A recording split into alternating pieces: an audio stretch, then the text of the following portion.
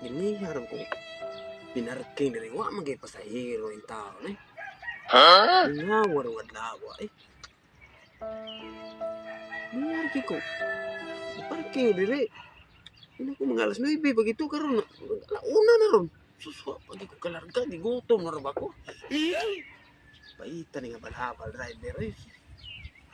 Nahugay, swerte-swerte ang panginabuhi. Na eh, dagang pasahero, dagkumig agi. Ugwa, kita ang kagmaya. Oh my God! Basta nga aya. Arang-arang na nagita yung pasahero, makalarag ka na kita ang kuhan eh. Ginihar kong tinama. Ato ka, boss ma'am? Oo. Ay, salamat. Makalarag ka na kita ko. So, ginihar kong kinuha itong pasahero, ma'am. Kisa kaya, ma'am?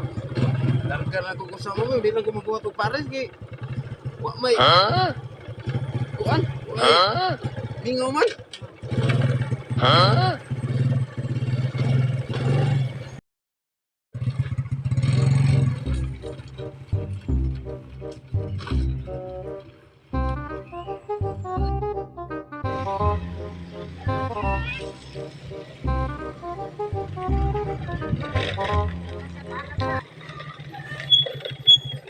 Ano ka, ma'am? Oo. Iskina mo ka, ma'am. Ano na po? Paano masabi? Pwede ko'y kwarta diri ya. Anong nisakay, may taong ka, ma'am, nga wa man kay dahi kay kwarta. Sus, ako ganihar kay kung nagtama dito alas 9, pa ko naabtan na galauna niya. Mamukong raday ka. Palitaw na akong bugas, ma'am. Pakiti lang ko upan mo kuya. Bahay lang ko. Sus, Ginoo ko. Ug upa lang, ma'am, na ako'y asawa ay tagbaw kay kog upa. Hindi totoo yan. Kwarta mo akong kikinahanglaman. Ma'am, kay palit na akong bugas, ma'am. Sus, Ginoo ko.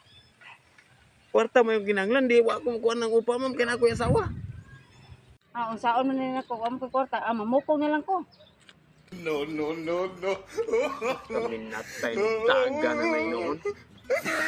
May pag-ako lang itong upahan na. Aron, makaupa ko. Saan?